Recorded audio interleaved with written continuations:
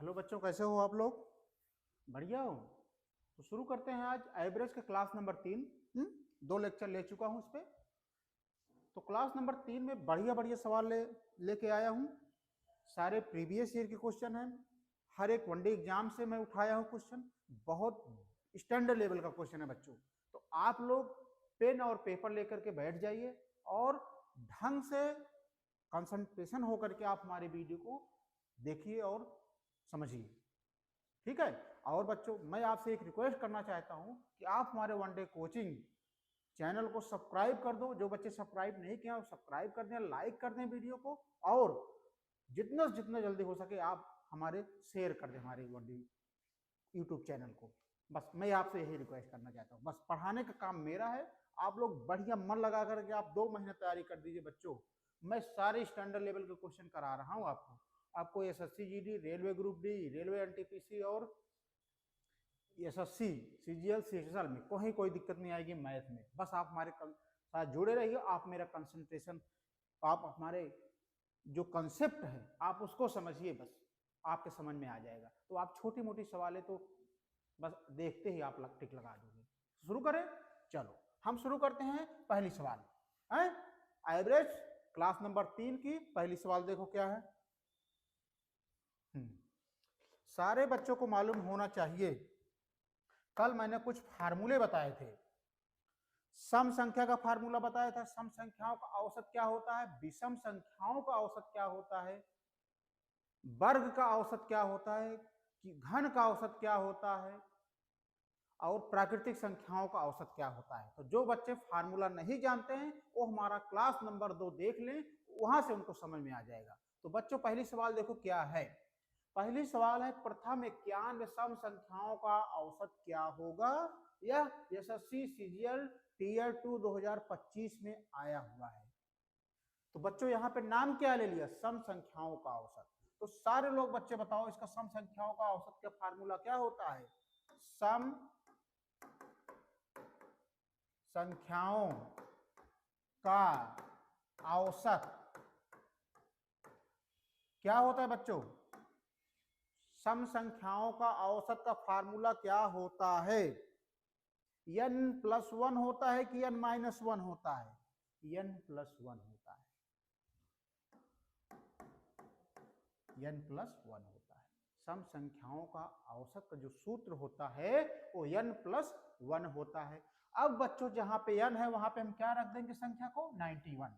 तो यहाँ पे 91 और +1 बराबर 92। यही हमारा आंसर हो गया। और एक इसमें दिया हुआ है A फॉर एप्पल।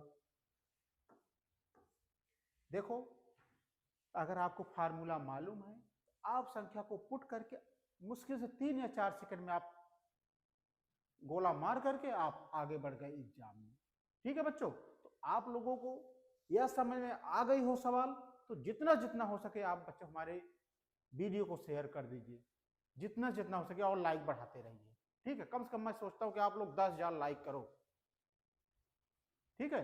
चलो हम चलते हैं अगले प्रश्न पे। अगले प्रश्न पे चलो बच्चों। देखो अगला प्रश्न क्या है, ध्यान से पढ़ना बच्चों। अगला प्रश्न क्या है, यह आरआरबी एनटीपीसी सीबीटी1 2021 में आया हुआ है। आरआरबी एनटीपीसी सीबीटी1 2021 का क्वेश्चन है। देखो इसमें पहले पढ़ो ध्यान से। प्रथम 120 विषम प्राकृतिक संख्याओं का औसत कितना होगा। बच्चों इसमें विषम प्राकृतिक संख्याओं का औसत, तो सारे बच्चों को मालूम होना चाहिए इसका फार्मूला। विषम प्राकृतिक संख्याओं का औसत। तो भाई विषम प्राकृतिक संख्याओं का यानी 8 नंबर का औसत क्या होता है, फार्मूला n होता है। अर्थात वही संख्या होती है, अर्थात वही संख्या होती है। मेरे कहने का मतलब है n होती है। n का मान कितना दिया है बच्चों, 120, जो मैंने बताया लास्ट में कि वही संख्या होती है, यानी 120 ही होती है। इसको एक डिनोट करने के लिए मैंने किया हूं कि उनका फार्मूला जो है ये फार्मूला एन है, एन की जगह हम क्या रख दिए 120। यही हमारा आंसर हो गया, जो कि ए फॉर एप्पल ऑप्शन दिया है। तो बच्चों आप लोग को ये सवालें समझ में आई हो तो आप वीडियो को फटाफट लाइक बढ़ाते रहिए, कम से कम 10,000 लाइक मैं चाहता हूं बच्चों आपसे, 10,000 लाइक। समझ में आया कि नहीं? अब हम चलते हैं अगले प्रश्न की तरफ। चलो देखो बच्चों अगला प्रश्न क्या है, आप लोग पहले सवाल को पढ़ो, एग्जामिनर पूछना क्या चाहता है। यह सवाल RRB NTPC graduate level CBT 1 2025 में लेटेस्ट सवाल है। देख लो सवाल पढ़ो क्या है, प्रथम 10 अभाज्य संख्याओं का औसत कितना होगा। प्रथम 10 अभाज्य संख्याएं। अच्छा बताओ अभाज्य संख्या किसे कहते हैं बच्चों? जो संख्याएं ना कटे, जो संख्या ना कटे उसे हम अभाज्य कहते हैं। तो कह रहा है प्रथम 10 अभाज्य संख्या, तो अभाज्य संख्या प्रथम 10 क्या होगी? 2 3 5 7 9 कट जाएगा, 11 13 17 19 23 29। यही होगा कि नहीं बच्चों? प्रथम 10 अभाज्य संख्या। अभाज्य संख्या किसे कहते हैं? जो संख्याएं ना कटे। तो 3 2 3 5 7 11 13 17 19 23 29। काउंट करो, टोटल 10 संख्या है, 1 2 3 4 5 6 7 8 9 10 है। तो कह रहा है इनका औसत, तो औसत क्या होगा बच्चों? औसत होगा संख्याओं का योग बटे कुल संख्या, बटे कुल संख्या। संख्याओं को योग जोड़ डालो, क्या 2 3 5 7 11 13 17 19 23 29। टोटल योग कितना है बच्चों? 10। 10 गिनती है। अब इसको टोटल जोड़ोगे कितना आएगा? 3 2 5 5 10 7 17 11 13 17 19 23 29, तो आ जाएगा 129। क्या आ जाएगा बच्चों? टोटल ऊपर जोड़ोगे तो आ जाएगा 129। और नीचे कितना है बच्चों? 10। अब जब भाग दोगे तो कितना आ जाएगा? 12.9। यही हमारा प्यारा सा आंसर आ गया। और कौन सा ऑप्शन सही है? Option D is right answer. बच्चों अगर ये वाली सवाल आपको समझ में आई हो तो आप वीडियो को लाइक कर दो। जितना जितना आप लाइक बढ़ाओगे उतना ही मुझे एनर्जी आएगी, उतना ही अच्छा से पढ़ाने का मन करेगा। समझ लो, दुगने जालो हम एनर्जेटिक हो जाएंगे। ठीक है बच्चों, चलो हम चलते हैं क्वेश्चन नंबर अब 4 पे। देखो क्वेश्चन नंबर 4 क्या कह रहा है बच्चों, देखो ध्यान से तब समझना है। क्वेश्चन नंबर 4 कह रहा है बच्चों 18 क्रमिक पूर्णांकों का एक समुच्चय औसत 22.5 है। ठीक है, निम्न में से कौन से समुच्चय का सबसे बड़ा पूर्णांक है? यह पेपर में आया हुआ एसएससी सीजीएल 2022 में, यह सवाल एसएससी सीजीएल 2022 के एग्जाम में आया हुआ है। तो बच्चों मैं इसको बताने से पहले मैं एक छोटा सा कंसेप्ट आपको बताना चाहता हूं कि औसत कहां कहां कैसे होता है। कंसेप्ट, इसको कंसेप्ट ही आप नोट कर लो कहीं फुटकर में, कंसेप्ट। अच्छा बताओ पहले सब बच्चों 8 नंबर का, हम 8 नंबर का अगर हमें औसत निकालना हो, जिससे बच्चों हम दो संख्या निकालेंगे, मान लो 7 का निकाल रहे 8 का निकाल रहे, तो इनका एवरेज कोई बच्चा बता सकता है क्या होगा? होगा यानी 7 + 8 कितनी संख्या? 1 2 8 7 15 बटे 2, तो 2 7 14 2 5 10। इसका मतलब क्या हुआ? इसका जो एवरेज है क्या आया 7.5। अर्थात एवरेज का सूत्र, एवरेज का जो डिफिनीशन है कि ऐसी संख्याओं का एक समूह जो उसका मध्यमान होता है, यानी संख्याओं के एक समूह का वह मध्यमान होता है, यानी बीच की संख्या होती है। इसका मतलब है कि 7 और 8 के बीच में संख्या मौजूद है, वो संख्या क्या है 7.5, वही उसका औसत है। मान लो हम 5 अंक ले लेते हैं बच्चों, 6, 7, 8, 9, 10, 11 ले लो। अब इसका मान लो हमें औसत निकालना हो तो क्या निकालोगे, 6 + 7 + 8 + 9 + 10 + 11, टोटल कितनी संख्या है 6 संख्या है। तो 7 6 13, 13 8, 13 5 18, 18 8 26, 26 10,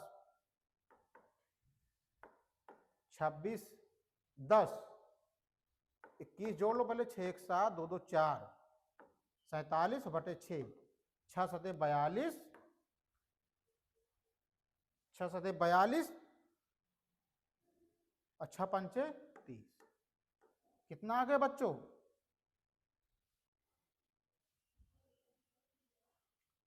भाई ऑड का कह रहे हैं, ऑड का विषम संख्या का। आप लोग गलत बोल दिए हो बच्चों, सम संख्याओं को निकालना था।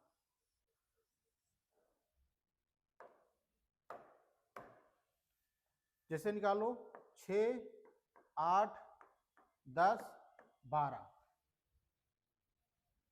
ना गलत बता रहे हो। जैसे निकालो 3 5 7 11, इसका निकालो तो 3 5 7 11 जोड़ो, टोटल संख्या कितनी है 4, 5 3 8 7 15, 15 11 कितना हो जाएगा 5 1 6 1 1 2, 26/4, 4 6 24 और 4 5 20, 6.5। तो 6.5 कहाँ आएगा बच्चों, यहाँ पे आएगा। मेरा कहने का मतलब ये है बच्चों, इन दोनों के बीच में कोई ना कोई संख्या रहती है, यही हमारा एवरेज है। ये तो हमारा किसका हो गया, ऑड का हो गया। अब हम इवन का निकाल लेते हैं। मान लो इवन का मान लो हम 2 संख्या ले लेते हैं। क्या ले लेते हैं बच्चों, 2 संख्या, 10 11 ले लिए,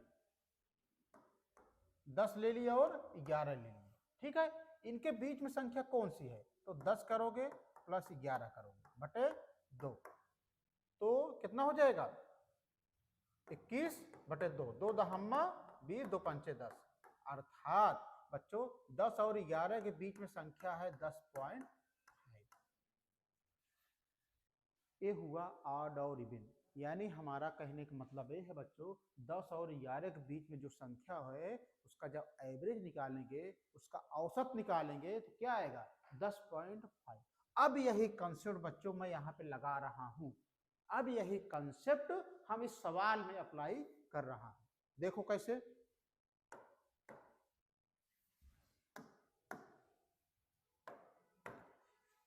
मेरे कहने का मतलब है, मैं समझा रहा हूं आपको, 18 क्रमिक पूर्णांकों, 18 क्रमिक पूर्णांक हैं, यानी क्रम से हैं, क्रम से, ठीक है, का एक समुच्चय का औसत 22.5 है, 22.5 है। ये क्या है, एवरेज है। तो मैंने बताया हूं बच्चों 18 संख्या है, उनका औसत कितना दिया है 22.5। तो औसत क्या होता है, मध्य में होता है। जब मध्य में हो गया बच्चों तो इधर कितनी संख्या होगी 9, तो इधर कितनी संख्या होगी बच्चों 9 संख्या। उस कंसेप्ट का मतलब था ये समझाने का कि भाई जब एवरेज 22.5 दिया है, हमें 18 में निकालना है, तो इधर कितना बचा 9 बचा, इधर कितना बचा 9 बचा। 22.5 के बाद ये संख्या कितनी होगी 22 होगी। सवाल में देखिए कंसेप्ट से, यहाँ पे क्या होगी 21 होगी। अब इधर क्या होगी 23 होगी, फिर 24 होगी, फिर 25 होगी, फिर 26 होगी। क्यों निकालना है 9 टर्म तक लिखते चले जाओ। 27 होगी, 28 होगी, 29 होगी, 30 होगी, 31 होगी। हमने क्यों लिखा 31 तक? 9 टर्म तक मैंने लिख दिया हूं 31 तक भाई, 9 टर्म बढ़ रहे हैं। पूछ रहा है निम्नलिखित में से कौन सा समुच्चय का सबसे बड़ा पूर्णांक है, सबसे बड़ा पूर्णांक पूछ रहा है। तो बच्चों इस समुच्चय में यानी इन संख्याओं में सबसे बड़ी संख्या क्या है? तो सबसे बड़ी संख्या जो होगी, सबसे बड़ी संख्या क्या है बच्चों 31 है। यही हमारा आंसर आ गया। और किस ऑप्शन में है? ऑप्शन सी में। मेरा मेन उद्देश्य था कि ये औसत के इस तरफ क्या संख्या आएगी और उस तरफ क्या आएगी। उस तरफ आएगी तो सबसे बड़ी संख्या तक हमें पूछ रहा है, तो हम 9 टर्म निकाल करके हमारा लास्ट टर्म जो आ गया 31 आ गया, वही हमारा आंसर आया। अब इसे में पूछ सकता था कि इन समुच्चय का सबसे छोटी संख्या, तो सबसे छोटी संख्या क्या होगी बच्चों? सबसे छोटी संख्या क्या होगी बता दो? 22, 21, 20, 19, 18, 17, 16, 1, 2, 3, 4, 5, 6, 7, 15, 14 क्या होगी 14। यही हमारा आंसर आ गया। तो बच्चों अगर एक कॉन्सेप्ट आपको समझ में आया हो तो आप वीडियो को कम से कम 5000 लाइक तक बढ़ाइए। आप कम से कम 5000 लाइक तक आप बढ़ाइए। ठीक है, हम चलते हैं अगले प्रश्न पे। देखो अगला प्रश्न क्या कहता है, ये देखो